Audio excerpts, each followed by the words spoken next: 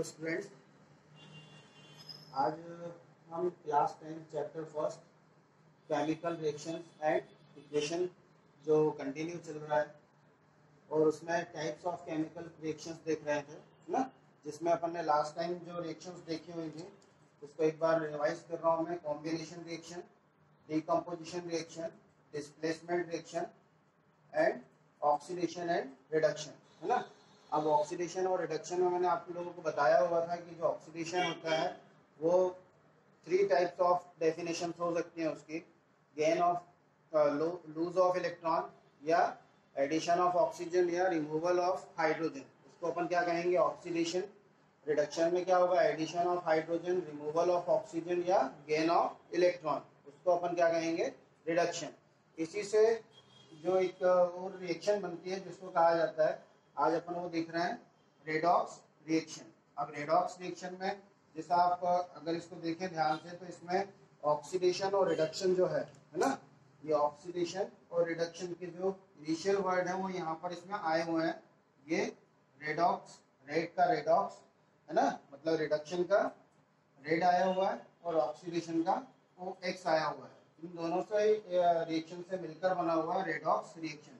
अब जिस तरह से ये बना हुआ उसी तरह से ये रिएक्शन भी होती है कि ऐसी reaction, those reaction in which oxidation and reduction take place simultaneously are called redox reaction. मतलब इस टाइप की रिएक्शन जिसमें ऑक्सीडेशन और रिडक्शन जो है एक साथ हो रहा हो, है ना। मतलब किसी समय पर ऑक्सीडेशन भी हो रहा है, उसी समय पर रिडक्शन भी हो रहा है, तो उस टाइप की जो रिएक्शन होती है उसको कहा जाता है रेडॉक्स रिएक्शन। उसको क्या कहेंगे? Redox reaction. जैसे फॉर एग्जांपल यहाँ पर एक एग्जांपल लिया हुआ है अपन ने कि कॉपर ऑक्साइड प्लस H2, मतलब कॉपर ऑक्साइड और हाइड्रोजन की जो रिएक्शन होगी तो उस कंडीशन में जो फॉर्म हो रहा है कॉपर और H2। अब इस रिएक्शन में ऑक्सीडेशन और रिडक्शन साइमल्टेनियसली जो हो रहा है उसको आपको समझना है कि जैसा मैंने बताया हुआ था कि अपन रिडक्शन क्या होता है? Removal of oxygen. अगर यहाँ पर कॉपर ऑक्साइड किसमें कन्वर्ट हो रहा है? कॉपर में कन्वर्ट हो रहा है, मतलब यहाँ पर यहाँ से यहाँ इसमें क्या हो रहा है? रिडक्शन हो रहा है ना। रिमूवल ऑक्सीजन क्या हो रही है? रिमूव हो रही है, मीन्स यहाँ पर इसका कॉपर ऑक्साइड का क्या हो रहा है? रिडक्शन हो रहा है। और जिसका रिडक्शन होता है उस सब्सटेंस को ये तो सब्सटेंस हो रहा है क्योंकि यहाँ पर जो ऑक्सीजन है वो क्या हो रही है? रिमूव हो रही है। और ऑक्सीजन अगर रिमूव होती है ना, तो उस कंडीशन में वो सब्सटेंस क्या हो रहा है? रिड्यूस हो रहा है ना। और उसी तरह से हाइड्रोजन को आप देखें किसमें कन्वर्ट हो रहा है? वो H2O में, मतलब यहाँ पर हाइड्रोजन में क्या ऐड हो रहा है? ऑक्सीजन ऐड हो रहा है। तो इस टाइप की जो रिएक्शन यहाँ पर हाइड्रोजन का क्या हो रहा है? एक तरह से ऑक्सीडेशन हो रहा है ना। और क्योंकि ये ऑक्सीजन को गेन कर रहा है तो ये क्या होगा? ऑक्सीडाइज होगा, है ना।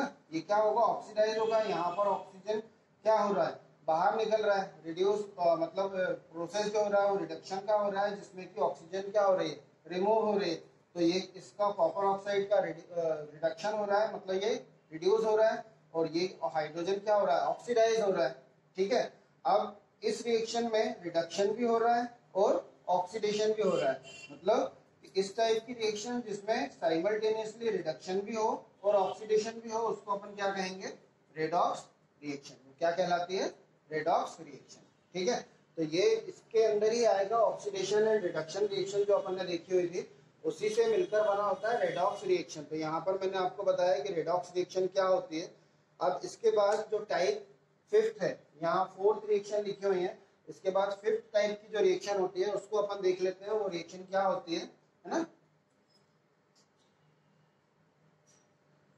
जो फिफ्थ टाइप की रिएक्शन होती है वो होती है एक्सोथर्मिक एंड एंडोथर्मिक रिएक्शन, है ना। एक्सोथर्मिक फिफ्थ टाइप कौन सा हो जाएगा? फिफ्थ। यहाँ तक 4 हो गया है ना। और इसी के अंदर अपन ने क्या पढ़ा हुआ है? Redox reaction. इसमें ही अपन ने क्या पढ़ा हुआ है? Redox reaction. ठीक है। और अब फिफ्थ नंबर का जो दिख रहा है वो है exothermic, exothermic and endothermic, endothermic reaction. अब एक्सोथर्मिक और एंडोथर्मिक मतलब वैसे नाम से आपको समझ में आ रहा है, एक्सो मतलब बाहर होना, एंडो मतलब अंदर होना, ठीक है। अब ये जो एक्सोथर्मिक और एंडोथर्मिक रिएक्शन है इसको सिंपली वे में अपन समझ सकते हैं, ये जो जनरली डिसाइड होती है किसकी वजह से, जो हीट होती है किसी रिएक्शन में, अगर हीट एब्जॉर्ब हो रही है या इवॉल्व हो रही है, रिलीज हो रही है, बाहर निकल रही है, उस कंडीशन में उस रिएक्शन को क्या कहा जाएगा, जैसे फॉर एग्जांपल एक्सोथर्मिक, तो इसमें क्या होगी, हीट इवॉल्व होगी, है ना, मतलब बाहर निकलेगी या रिलीज होगी, है ना, इवॉल्व और रिलीज, ठीक है, वो कहलाएगी एक्सोथर्मिक रिएक्शन। एंडोथर्मिक रिएक्शन में क्या होता है कि इसमें हीट एब्जॉर्ब होती है, हीट क्या होगी इसमें, एब्जॉर्ब होगी, मतलब ऐसी रिएक्शन जिसमें हीट इवॉल्व हो रही है या निकल रही है उसको अपन क्या कहेंगे, एक्सोथर्मिक रिएक्शन। और एंडोथर्मिक रिएक्शन को क्या कहेंगे, जिसमें हीट एब्जॉर्ब होगी उसको अपन कहेंगे एंडोथर्मिक रिएक्शन। अब यहाँ पर जो एक्सोथर्मिक और एंडोथर्मिक सिंपली मैंने आपको बता दिया है, यही इसको डिफाइन कर सकते हैं अपन, है ना। और किस तरह से उसको डिफाइन करेंगे, तो सबसे पहले अपन जो बात कर रहे हैं वो है exothermic reaction. Exothermic reaction, exothermic reaction में क्या होता है कि जनरली जो एक्सोथर्मिक रिएक्शन होती है जिसमें the reaction in which heat, the reaction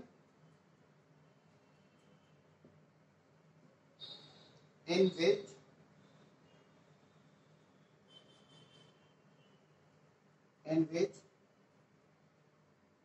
heat evolved या अपन कर सकते हैं उसको रिलीज, ठीक है, is called exothermic, is called exothermic reaction, is called exothermic reaction, मतलब ऐसी रिएक्शन कि जिसमें हीट क्या हो रही है, इवॉल्व हो रही है, निकल रही है, बाहर निकल रही है, उसको अपन क्या कहेंगे, एक्सोथर्मिक रिएक्शन। इसका एक छोटा सा एग्जांपल भी आप देख सकते हो। जनरली ये जो रिएक्शन होती है एक्सोथर्मिक रिएक्शन, इसको कंबशन रिएक्शन भी कहा जाता है ना। इस रिएक्शन को और क्या कह सकते हैं अपन, कंबशन रिएक्शन, मतलब जिसमें हीट इवॉल्व हो रही है वो जनरली क्या होती है, कंबशन रिएक्शन होती है। तो इसको आप क्या बोल सकते हो, कंबशन रिएक्शन भी कहा जाता है। किसी भी तरह से उसको पूछ सकते हैं कि जनरली जो एक्सोथर्मिक रिएक्शन होती है वो कंबशन रिएक्शन होती है। अब जैसे फॉर एग्जांपल, अगर इसका एग्जांपल अगर अपन लें तो एग्जांपल आप क्या करते हैं, अपन ऑक्सीजन लेते हैं, CO2 को एक्सहेल करते हैं, है ना। तो एक तरह का वो प्रोसेस क्या हुआ, रेस्पिरेशन का प्रोसेस होता है ना। और उस रेस्पिरेशन के प्रोसेस में आप क्या कर रहे हैं, हीट को मतलब उसको रिलीज कर रहे हैं, हीट एक तरह से उसमें क्या होती है, रिलीज होती है। तो उसका एक एग्जांपल क्या हो सकता है, रेस्पिरेशन, रेस्पिरेशन, है ना। Respiration is the type of exothermic reaction, exothermic reaction. तो एक तरह से रेस्पिरेशन क्या हुआ, एक्सोथर्मिक रिएक्शन का टाइप हो सकता है। इसी तरह से एक एग्जांपल आप रिएक्शन के अकॉर्डिंग देख लें कि CH4, है ना, ये दूसरा एग्जांपल अपन देख रहे हैं, CH4 प्लस ऑक्सीजन, है ना। ऑक्सीजन के साथ में जब CH4 रिएक्ट करता है तो उस कंडीशन में क्या होगा, O2 गिव्स, है ना, ये रिएक्शन। तो इसमें जो फॉर्म होगी रिएक्शन में, कार्बन डाइऑक्साइड बनेगी, यहाँ पर देखो CO2 कार्बन डाइऑक्साइड फॉर्म होगी, प्लस क्या बनेगा, ट्वाइस H2O, है ना, ट्वाइस H2O। अब यहाँ पर देख लो, इसको आप वैसे भी देख सकते हैं, कार्बन एक है यहाँ पर भी एक है, ऑक्सीजन 2 है, यहाँ पर भी 2 है, और उसके अलावा हाइड्रोजन यहाँ पर 4 है, यहाँ पर भी हाइड्रोजन 4 है, और ऑक्सीजन टोटल कितने हो गए, 4 हो गए, है ना। तो यहाँ पर टोटल ऑक्सीजन कितना होना चाहिए, 4, इसलिए यहाँ पर अपन क्या लिख देंगे इसको, यहाँ पर 2, है ना। तो ये कंप्लीट रिएक्शन हो गई, जिसमें ये क्या है, मीथेन है, ये ऑक्सीजन है, कार्बन डाइऑक्साइड है और वाटर है, और इसी के साथ में यहाँ पर क्या होता है, हीट इवॉल्व होती है, बाहर निकलती है ना, प्लस हीट सबसे ज्यादा खास। इसमें क्या होगा कि हीट इवॉल्व हो रही है, बाहर निकल रही है, इसलिए ये एक टाइप की क्या हो गई, एक्सोथर्मिक रिएक्शन हो गई। ठीक है। और नेक्स्ट जो है इसमें एंडोथर्मिक रिएक्शन है ना। तो फिर एक्सोथर्मिक रिएक्शन तो ये हो गया जिसमें एक एग्जांपल अपन ने लिया हुआ है कि रेस्पिरेशन हो सकता है और एक कोई भी रिएक्शन हो सकती है। जनरली ये जो रिएक्शन होती है ये कंबशन रिएक्शन कहलाती है। सभी रिएक्शन जिसमें कि हीट इवॉल्व होगी वो क्या होगी, कंबशन रिएक्शन। और हमेशा कंबशन जो होता है इन प्रेजेंस ऑफ ऑक्सीजन होता है। ठीक है। और इसी तरह से दूसरी टाइप की जो रिएक्शन होगी वो क्या होगी, एक्सोथर्मिक एंडोथर्मिक रिएक्शन है ना।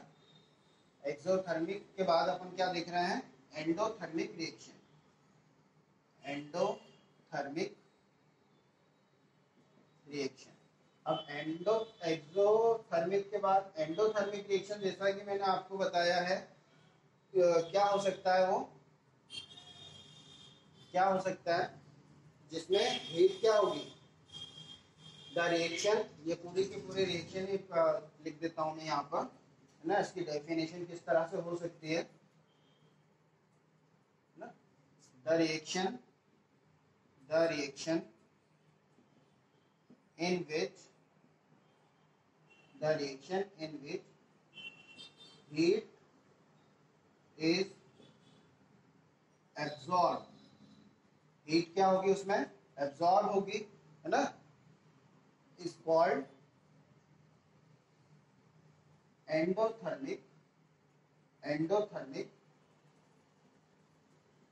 Reaction. Is called endothermic reaction. उसको अपन क्या कहेंगे, एंडोथर्मिक रिएक्शन। अब सिंपली इस टाइप की जो रिएक्शन होती है उसको एक दूसरा नाम भी होता है हाइपोथर्मिक। इसी को हाइपोथर्मिक रिएक्शन भी कहा जाता है। Hypothermic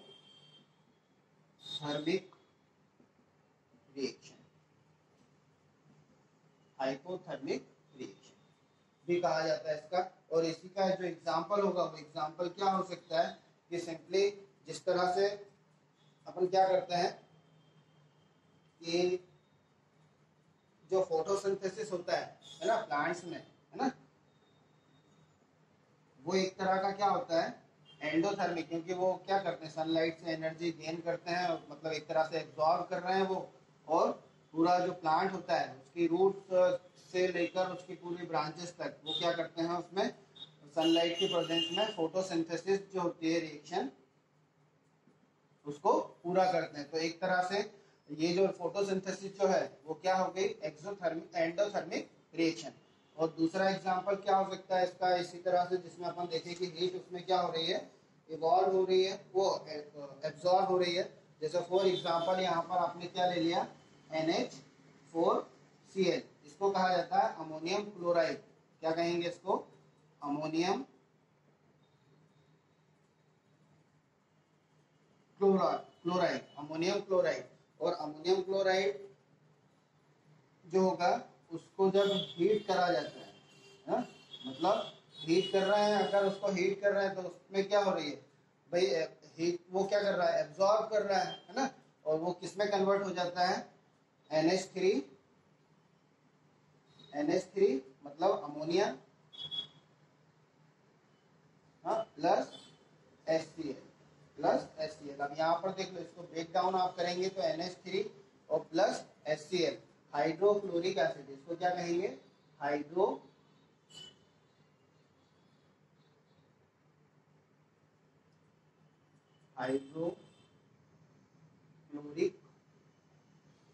acid, hydrochloric acid.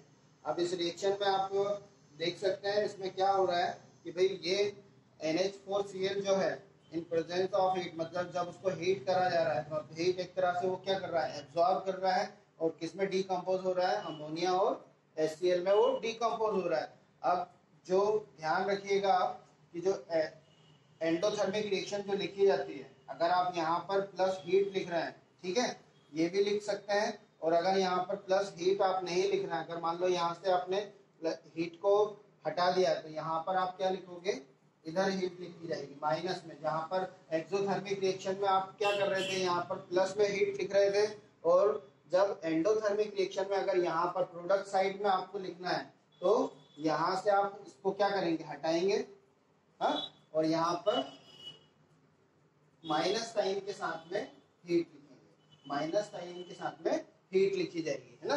तो ये जो अगर माइनस साइन के साथ में हीट लिखी हुई है तो ये यही इससे यही पता पड़ेगा कि ये जो टाइप ऑफ रिएक्शन है वो क्या है, एंडोथर्मिक रिएक्शन, है ना। तो दोनों तरह से लिख सकते हैं। यहाँ पर भी आप यहाँ पर जब आप लिखोगे प्रोडक्ट साइड में तो माइनस साइन के साथ में हीट लिखोगे, और रिएक्टेंट साइड में एंडोथर्मिक रिएक्शन के लिए जब आप लिखोगे तो प्लस हीट, ठीक है। तो ये होता है एंडोथर्मिक और एक्सोथर्मिक रिएक्शन।